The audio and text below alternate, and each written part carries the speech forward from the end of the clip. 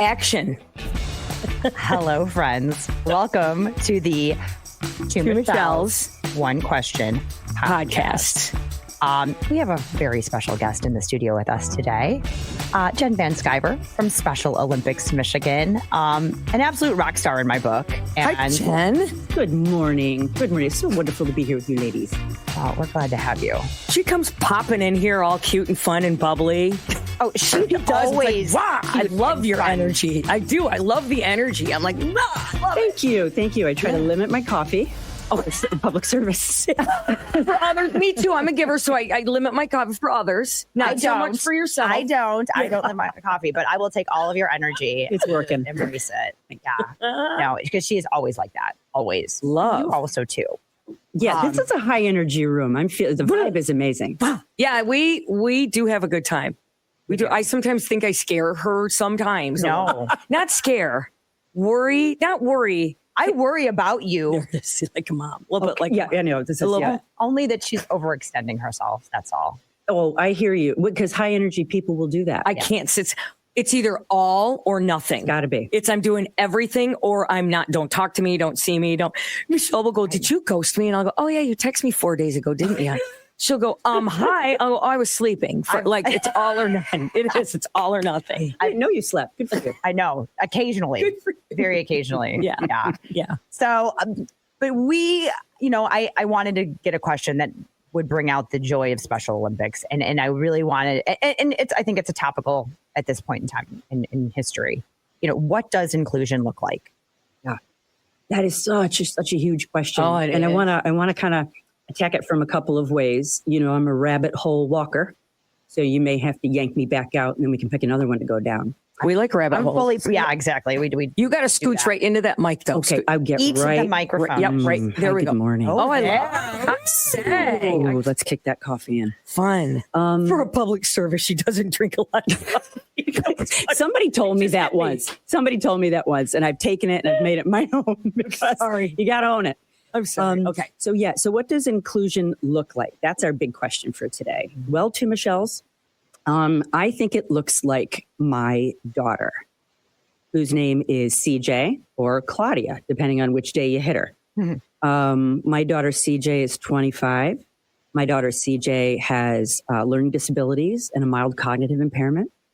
And she was born on this earth at a time when folks around me, medical folks around me, even members of my family weren't quite sure what to say when we figured that out.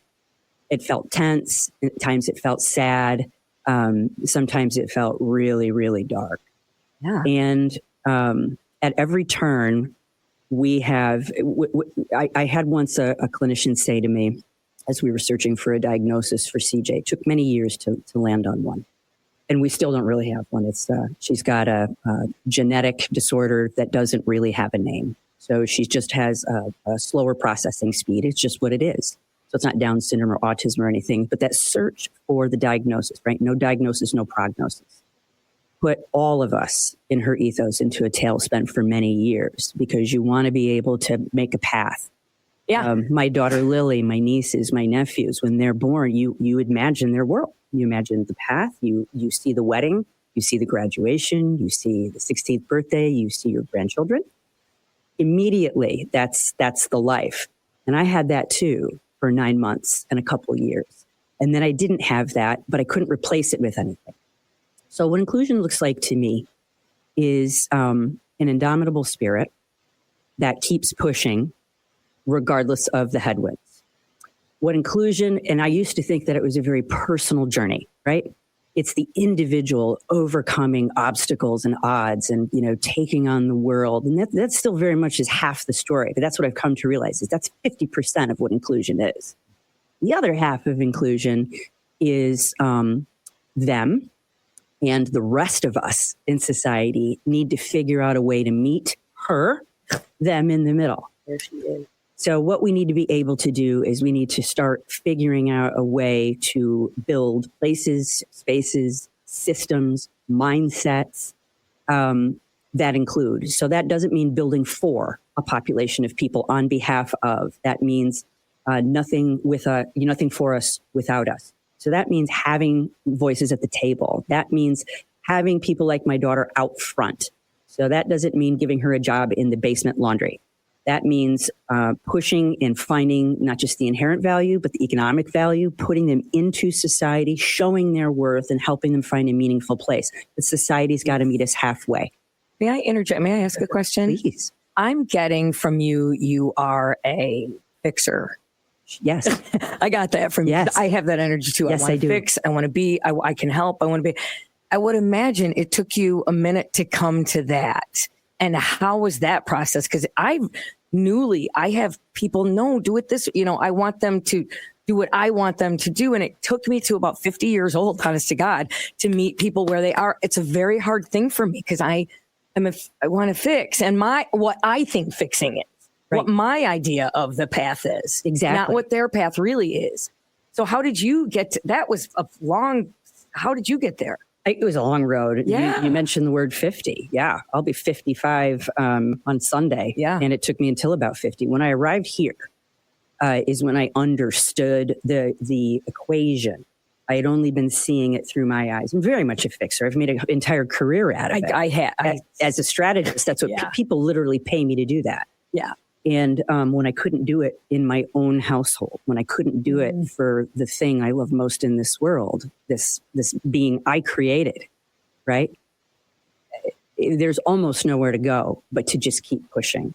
And that's what I did.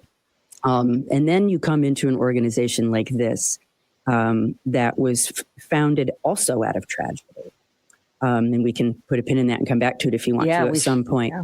But it is a journey, and it is an organization that is absolutely designed to come at this problem from both sides: the individual ascent and society's rebuilding.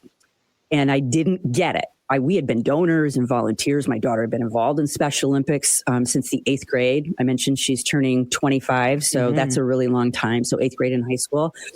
And, you think you're in it, right? Until you get inside and see how the sausage is made. And in this case, boy, is that good tasting sausage. Right. We're giving money. We know what we're doing. Right. We know. And so what I wish is that this feeling I have that is now of hope and planfulness even. Got a plan now. And I feel hopeful and I feel joy and I feel present. I'm not living over there. We have a plan. I feel okay with that. But I get the benefit, the rest of the world doesn't. But the people who work for Special Olympics, the coaches who volunteer, the family members who are involved in some capacity are getting constantly refueled. Because it's a serotonin or whatever that hormone is in our brains. It fills your cup and your body wants more.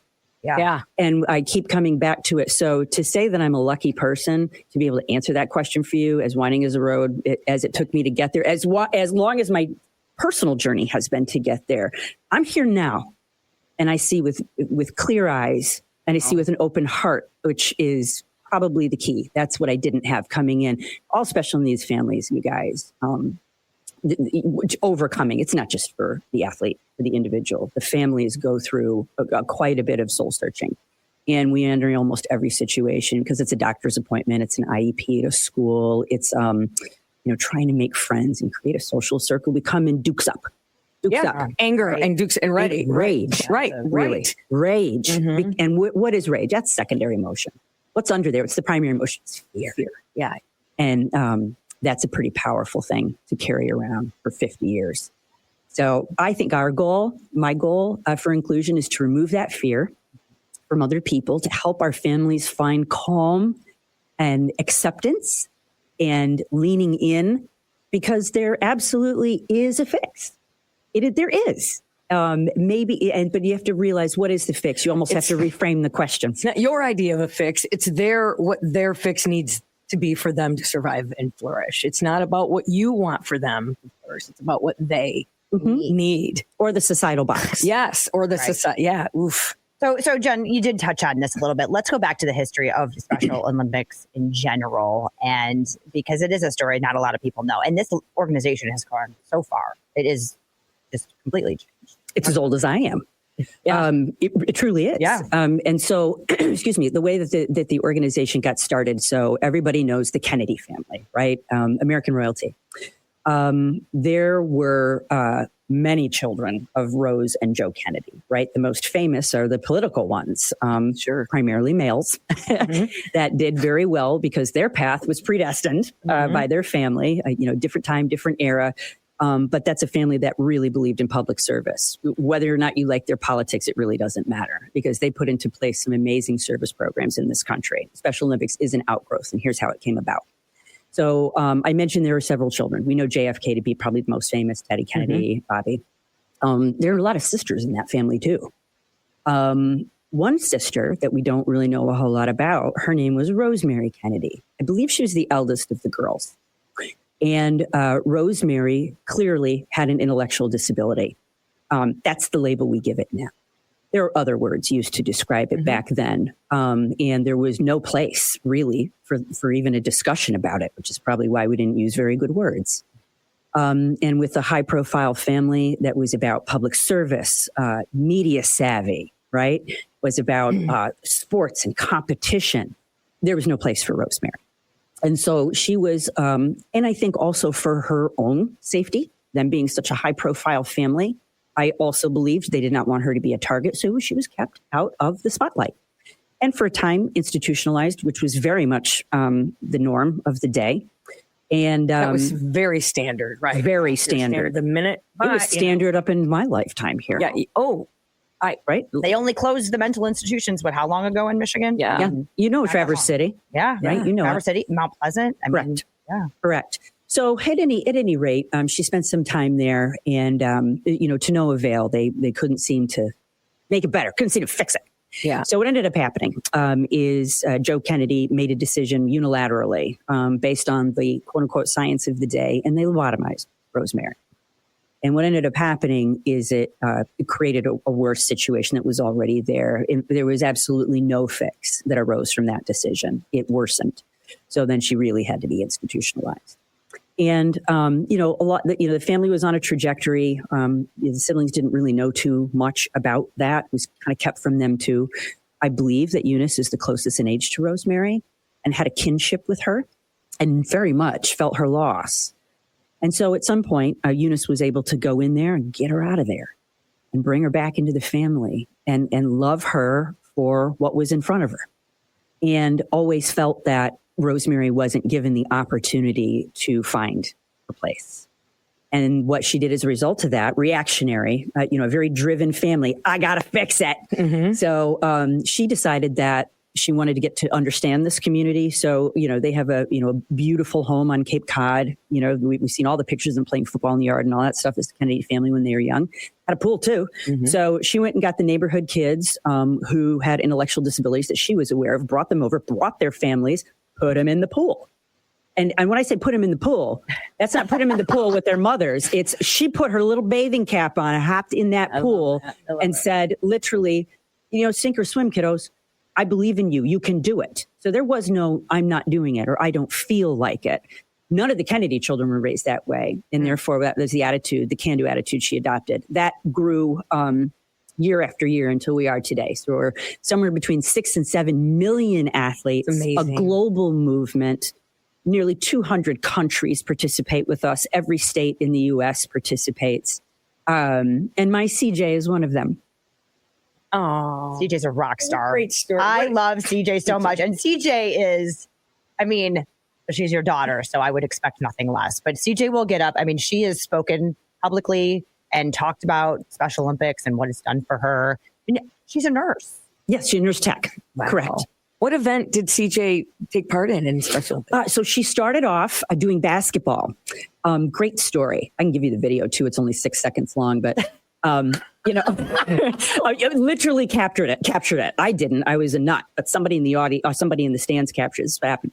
So she was she was in 8th grade, going to be a freshman. And somebody at Forest Hills, which is where we go, said they were going to do an exhibition game for basketball. And so they wanted to get, the resource room, CJ and her ilk were there, and they wanted to play with some other varsity athletes, have a pep rally, make it fun, bring in the band, it'd be a blast, right? So Special Olympics helped Forest Hills organize this. So somebody sent out an email to the parents, and I'm like, I say yes to everything. I'm like, yep, we're doing that. So I told CJ, I voluntold her that she would do it. And they gave her this uniform, and, CJ with her sensory put that on, and she was like, oh, this is terrible, Mom. And I'm like, yeah, but it's the uniform. So we're going with it. So she overcame that. I mean, I'm a yes. I, put my foot on her behind and push her in. So we get there. She has had, I think, one practice with these folks that she kind of sort of doesn't really know. And then we went to Forest Hills Eastern to set the stage. This is a very large gym, and it also has a track up above. So people are hovering even over that track. I mean, standing room only. And I thought it was going to parents. Like, I had no idea what this was. So I get off of work, pick her up, put her in that yucky uniform, push her into the gym. And we opened up the doors. It was like a sitcom. The air, whoa, clouds parting. And I'm like, oh my God, she's going to fold like a cheap suit. There's no way this is going to, holy smokes. And she looks like a deer in the headlights, but we press on. We move on. So I get her out there. She's the tallest, oddly. And they put her in the middle, no practice. She's the center. They tip the ball. Instead of her pushing the ball to a teammate, which of course is the job. Yeah. She caught it. Yeah. And then didn't know what to do. So we're like, this way. So she dribbles twice. She's at the top of the key. This is no joke. You've seen this video. And she closed her eyes and chucked it with everything that she was worth. And I tell you what, that freaking ball, nothing but net. I'm dead. That's amazing. I'm dead. That's amazing. And now after that, it's a blur. So the crowd goes he did. wild. What people told me is that she was like, holy smoke. She shut down. It's too loud. They took her out, put her in the stage. So anyway, eventually she goes back out. So now this is the best part. Ride home now. There's more. Oh God. She says, Mom, why did we only practice one time? What's that about? Oh. And I'm like, well, honey, it's just, she's like, well, when's the next game? So now so what happened? What you saw was a basket. What I saw, I met my daughter that day. Oh, my daughter was an opt-in to everything that I said before that. What happened, what I saw on the ride home, my husband and I saw, what my mother saw, what her sister Lily saw, and all her cousins who were there that day and aunts and uncles, they saw her. They met her, and you would have to have been one of us in the nucleus to know the transformation that happened in front of us. So now I want to start my own basketball team. I want to run track for high school. And I drive a car. It opened. Wow. Isn't that amazing? I like this boy. Can I go to the dance? Drop me off at the game? The confidence, the opening, the... Do you think I could work, Mom? Yeah. That's amazing. Right? So isn't that to me... that embodies what the Special Olympics is and does for not just the Olympians, but you, the family, the people, the observers, the people who give me right now. Like, I'm just like, oh my God. Like, that's really something. I mean, not everybody gets the Disney ending like we had. No, that was good. But there's plenty of Disney stories. I mean, Michelle, I've told you this. When I'm in the stands now, I used to just, always watch her. I couldn't take my eyes off her. I didn't even care what was happening in the game because I was watching her become. Yeah. Yes. Right. And, but now I watch the parents. I watch the stands now. That's my favorite thing to do, is just to show up at a game and sit in the stands and then just watch parents. And so, because I see it, I know what is happening. Yeah. I know what is happening to these people. So, what I would do in that instance, I would go, but my daughter got nothing but net. I'm kidding. Put your legs into it. Right. Oh, get a Eunice Kennedy vibe going. Jennifer, that is amazing. Tell us more about when are the games? How can we there's all different. There are. Yeah. I'm wearing my Summer Games hat. That's coming up in June. Yes, it is. It's always the last few days of May and the first few days of June. Those are the Michigan. This is the state Summer Games. It's up at Central Michigan. Yep. Yes, ma'am. Yep. But there's lots of regional and depending on where you're at, where you're living. I mean, there are events, lots in Grand Rapids. Mm-hmm. But lots all over the state. I mean, it is a statewide organization. Yeah, every day in every zip code in this state, and the same could be said about any state in the nation, there is an event happening. There's a practice happening. There's something happening. There's a team that needs a coach. That's right. And a volunteer. That's right. And a cheering section, a fan in the stands. Yeah. What else can we do as humans to help support the parents and the athletes and to bring more love to life? Yeah. Well, I mean, I'm a fundraiser. Money. So always I'm going to say, I'm with you too. Money. no margins, no mission. Money. 100%. Yeah, I do. Obviously, you know, we are. Let me answer that I'll try to be briefer than I've been, but a quick two-parter. So SOMI.org. So Special Olympics Michigan is what that stands for. But SOMI.org is the name of the website. We'll have that link. there. We'll have that link below here. So there's always ways. Time, treasure, and talent. We do lean on these three things in equal parts. So we do need people. But when we say volunteer, I sometimes think my mind used to go directly to, I don't have 6 months. I don't have like 4 nights a week for 6 months. And prior to coming into our own as a family, I would have been a little afraid. Yeah. How do I manage this? I don't, you know, what I might be afraid I'd do something or say something What if I say wrong. the wrong thing? Right. That's what I know. I think that's what holds so many people back. Agreed. Thank you. So you don't want to get it wrong. We're trying. We want to. Absolutely. We want to do what's Our right. athletes and our families are begging for you to ask questions. Yes. They want to. They want to talk about their lived experience. They want to share with you. They want to tell you the good, bad, and the ugly sometimes. And those conversations are longer than the one we just had. Yeah. But I'll tell you, please do lean in. Please do give of time, treasure, or talent if you can. And if you go to somi.org, you'll find all the different ways. We outline pretty well what you can do on there. And if that's not a short enough answer for you, you can always find me on LinkedIn. And there were a lot of, I talk about the Mom Network a lot. I talk about that. That's not to exclude great fathers like CJ's dad, my husband, Tim. Wonderful guys. But I have to say, moms get blankety blank done. Yeah. They get stuff done. It gets done. Yeah. And my mom/parent network, these are not folks who were necessarily a part of my world before that day in 8th grade. They just weren't. But these are the people that I lean on more heavily than I ever thought I'd lean on a person outside my family. I didn't even know that was kosher to do. Amazing. And then I want to stand there when it's time for them to lean on me and the information that gets shared and things like that. So, you know, just being part of that network has been really helpful for me. And one of the things that I've learned about being a part of that is, you know, parents watching their child do something amazing on the court or on the field. It is a beautiful thing. But what our athletes need to hear is somebody else calling their name. Yeah. Somebody else ringing a cowbell. Yeah. Somebody else holding up a sign that says go. And we need fans and stands. So you know what that's about? It's like an hour. It's like an hour of your time to come in. I'll even give you the cowbell. Or popcorn even. Could be food involved. There's definitely food. If you need us, feed us. Yeah. I get that. I understand that hashtag. Yeah. And so I'm in. Right. So yeah, there's ways. So what we want to do is there's a part on the somi.org website where you can see the events that are happening. We call it a master calendar. You can go in there and take a look. And if there's something happening by you, don't you dare be afraid to show up.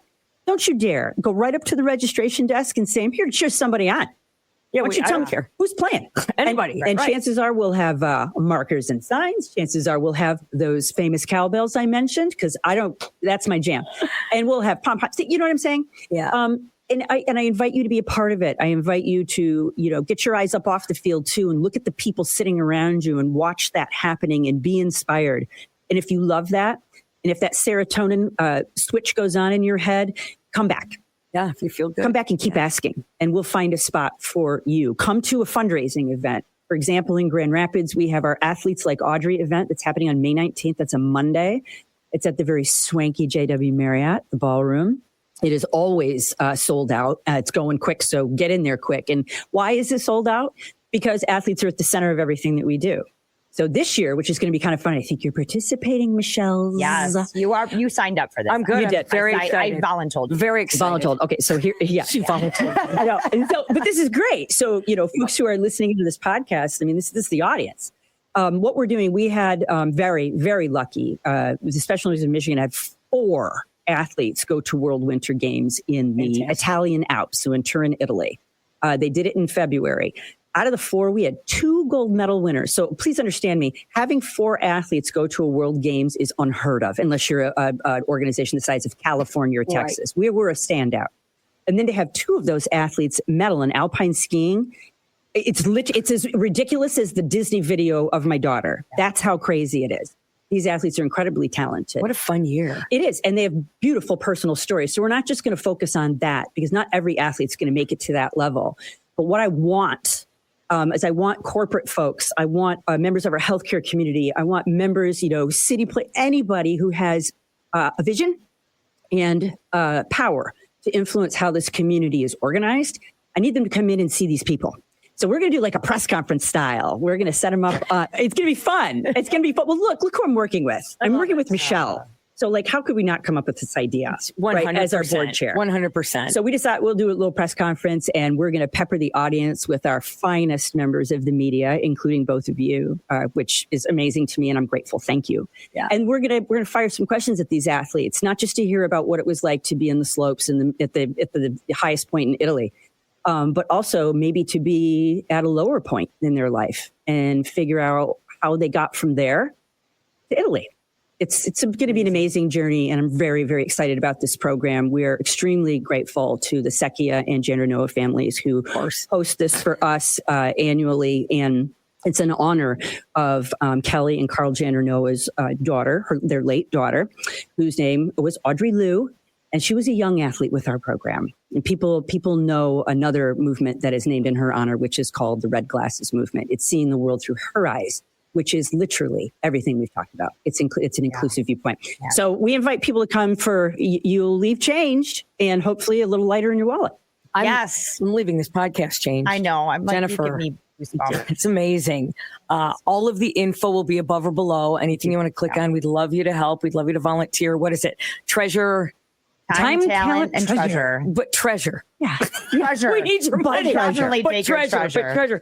Thank you for coming. Will you come back? Oh my gosh, I'd come back anytime. I love you. I'll hold your coffee mug. Wait, where are you from? I am originally from Greenwich, Connecticut. Okay, I was going to say you're East Coast. Oh, that fly out. I had you as Jersey. I had you in New Jersey. Okay. But Connecticut, I like it. Good. Huh? No, but I like it. I like Connecticut. Yeah, I had you as East Coast at 100. Do you see me fighting my hands? It's a little bit of because I realize I've already knocked the microphone like it's ridiculous. It's ridiculous. But thank you. This is the place where we raised our family. I came here in high school, middle school, and high school, and I'm a VanSkiver. Obviously, I had to marry into the community to get a meeting in this town. Yeah, and. So there you have it.